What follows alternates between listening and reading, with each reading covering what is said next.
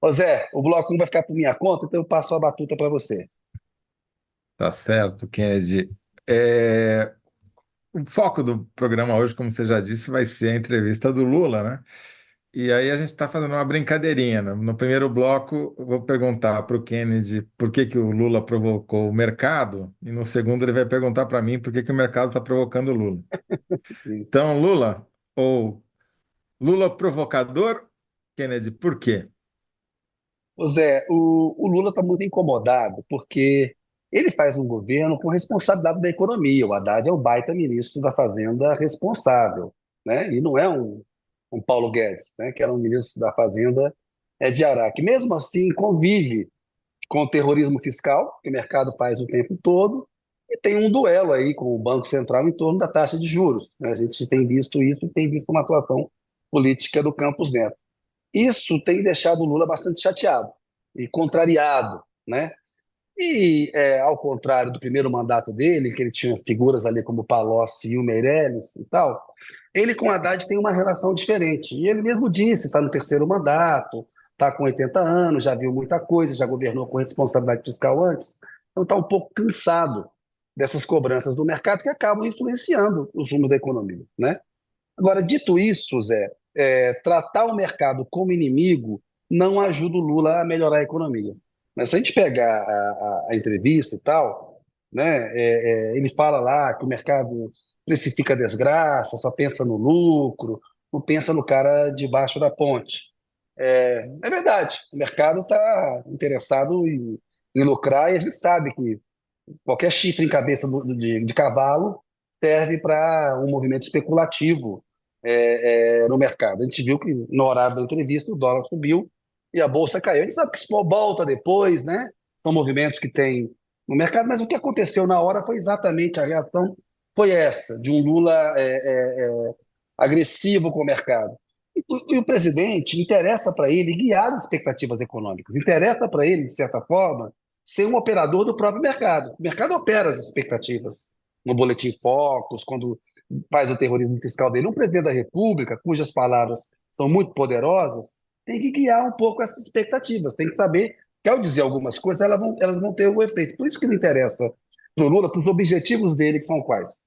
Crescimento maior, inflação menor, taxa de juros menor e reindustrializar o Brasil. Uma fala de ataque ao mercado ajuda ele a atingir o objetivo dele? Não creio que ajude. Se estivesse na campanha eleitoral, talvez ajudasse.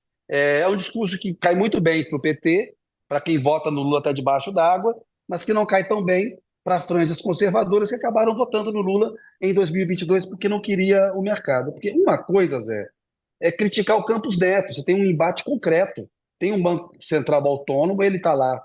A gente fez uma entrevista com a Mônica De Bono na semana passada, ela dizendo claramente que havia espaço para uma queda de juros.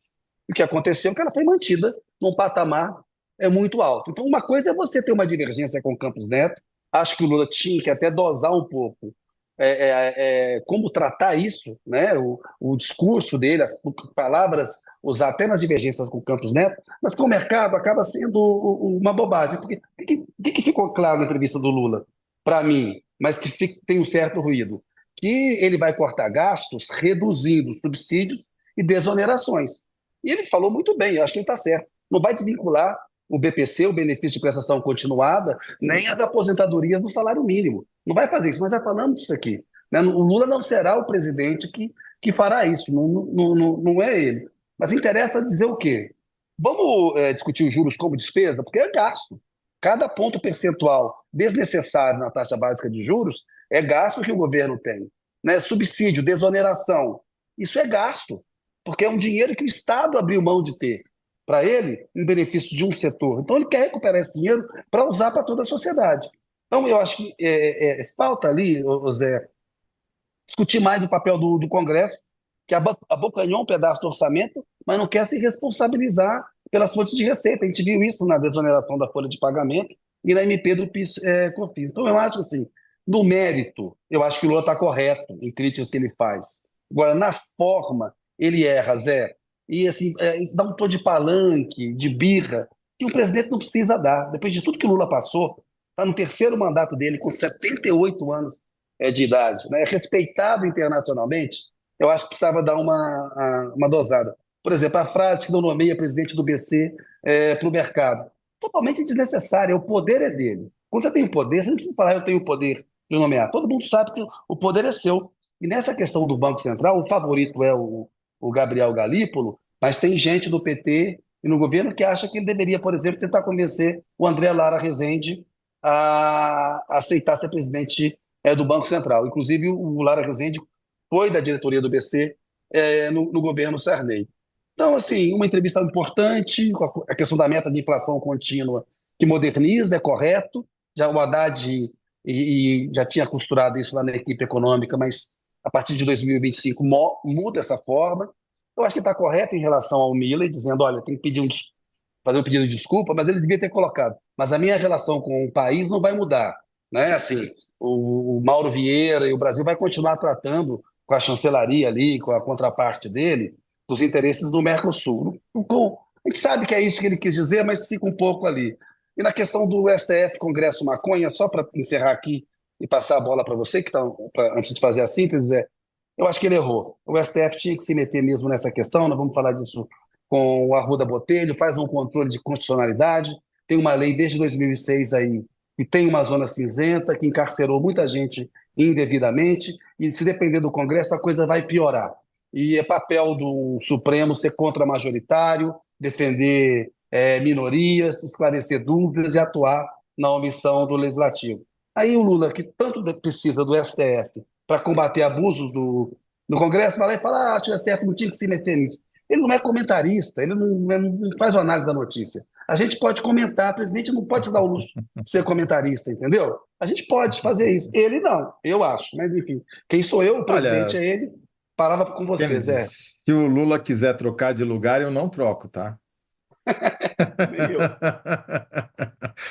Ó, Kennedy, não vou nem deixar para fazer os meus comentários no segundo bloco, mas só para ilustrar o que você acabou de dizer, quando a entrevista começou, e ela coincidiu com a abertura do mercado, né? Parece que foi marcado assim, 9 horas da manhã.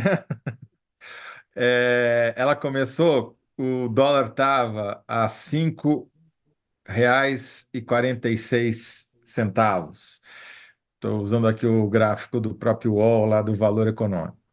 Aí ele foi falando e foi subindo. 5,47, 5,48, 5,49, 5,50, 5,51 e bateu 5,52 lá às 10h48 da manhã, quando ele já estava detonando a Faria Lima e o mercado com todas as letras, né? Aí acabou a entrevista e caiu. A cotação voltou a cair, caiu para 5,48, 48, 49 e tal. E agora, quando vieram as repercussões, etc., voltou a subir, chegou a 5,52 e agora está em 5,51, né? Esse patamar é o patamar que estava na posse do Lula. É, pico foi dia 4 de janeiro, né? Logo depois da posse, tal, não sabia direito o que ia ser o governo, o mercado estava nervoso, tal. E aí veio o Haddad Paz e Amor e o Lulinha também Paz e Amor de alguma maneira, e a cotação do dólar caiu, chegou se a gente pegar aqui o último ano, 4,90, né? chegou a 4,80. é, chegou a ter dólar quer ver, ó, aqui o ponto mais baixo foi em julho de 2023, justamente quando o Haddad estava colecionando vitórias no Congresso, conseguindo aprovar a reforma tributária, etc. O ponto mais baixo da cotação do dólar. Não foi assim um dólar historicamente baixo, mas foi bem mais baixo, por exemplo, do que na época do Bolsonaro, né, dos Isso. gastos excessivos ali para tentar reelegê-lo, ou no começo da pandemia, etc, etc. Então, essa é a reação. Agora, isso daí a gente tem que analisar num contexto internacional, porque não é só por causa do Lula que o dólar sobe ou que o dólar cai, né? O dólar É o já vinha menor fator, subindo, aliás. É, exatamente. É né, o menor fator. há muito tempo. O que está Isso. acontecendo? Os juros americanos não caem. E aí vira, estão o mundo encara os Estados Unidos como a melhor opção de investimento. Pelo 12º ano consecutivo, os Estados Unidos é o principal foco, suga o dinheiro do mundo para lá. Vai dizer, mas não é uma taxa de juros muito alta. Sim, mas é uma taxa de juros real, é positiva, né? Pelo menos um ponto de diferença entre a inflação americana e a taxa de juros americana. E é um lugar que o cara sabe que, bom, se ferrar lá, ferrou o resto do mundo. Então, é um porto seguro, está dando dinheiro, não tenho muita encheção de paciência de ficar tirando, movimentando meu dinheiro para lá e para cá. Virou um aspirador de dinheiro do mundo.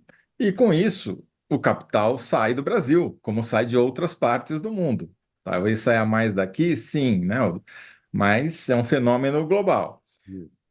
E esse é um fenômeno que vem final do ano passado para cá se intensificando. Esse é o movimento principal, né? A alta do dólar no Brasil vem justamente nesse mesmo período. Esse é o movimento por trás. Agora, o capital vai aproveitar essas ondas para surfá-la quando for necessário, né? Isso. Mas eu vou falar mais disso no segundo bloco. Eu queria só ler alguns comentários aqui antes da sua síntese, Kennedy. A Ana Maria Balardim, também frequente analyzer, dá boa tarde para todos os analyzers, diz que lá no Rio Grande do Sul está gelado, que vai ficar ainda mais frio porque tem uma massa de ar polar entrando no final de semana. Boa sorte aí, Ana Maria. E a resposta dela para a pergunta por que que o Lula está desafiando o mercado, trata-se de definir limites. A Lucélia Lima diz que o Lula não gosta de se sentir pressionado. E Fato. o Trens pelo Mundo, que eu não sei quem é, diz que se o emprego bate recorde, se os investimentos estão fluindo, porque o governo critica tanto o Banco Central. Essa parte não é do Banco Central, né? Essa parte é do Haddad, mas tudo bem. A Joana pergunta: quem está provocando quem? O mercado é que está provocando o Lula, um grupo de autoritários de sapatênis. Ele adivinhou a nossa pergunta aqui, a Joana. A Alane Neves diz: boa tarde, pessoal. Lula expõe o problema que é a especulação do mercado. Esse problema não é um problema, o mercado vive da especulação. Sem especulação não tem mercado, porque a especulação é que dá liquidez para o mercado. O fato de você ter um monte de gente lá comprando e vendendo conforme o que eles acham que vai render mais, independentemente do preço do valor real dos ativos, é que faz o mercado ter gente querendo sempre comprar ou ter gente querendo sempre vender. Sem especulação não tem mercado. Deixar isso claro que é sempre bom, né? Joelson Mendonça: Lula provocou o mercado só em ser eleito. Sempre que ele falar, será entendido como algo ruim. O Joelson já chutou abaixo da medalhinha aqui. E o Marcelo Silva Lima diz: boa tarde, pessoal. Nesse dia que completamos 15 anos sem Michael Jackson, imagine, falariam do Lula hoje. Quem queria saber o que acharam da fala dele sobre o Milley. O Kennedy já falou aí, né, Kennedy? Eu achei que foi correta, porque o Milei foi muito desrespeitoso, né? Acho que ao Lula ele deve desculpas, e o Thales falou uma coisa mais cedo, ou seja, o presidente tem que se dar o respeito, não pode aceitar. Agora, a relação entre os países, ela segue normal ali no âmbito do Mercosul. O Brasil acabou de ajudar a Argentina em questões econômicas. E vamos aproveitar aqui a fase de comentário para mandar de novo um beijo para a Lia, que eu não sei se ela viu o começo do programa, e para o Danilo Sotero Rogério, agradecer a Tá participação deles. certo. Então, faz síntese, Kennedy, por que que o Lula provocou o mercado? A minha síntese vai numa linha de que tratar o mercado como inimigo não ajuda o Lula a melhorar a economia. Acho mais importante dizer isso. Tratar mercado como inimigo não ajuda Lula a melhorar a economia.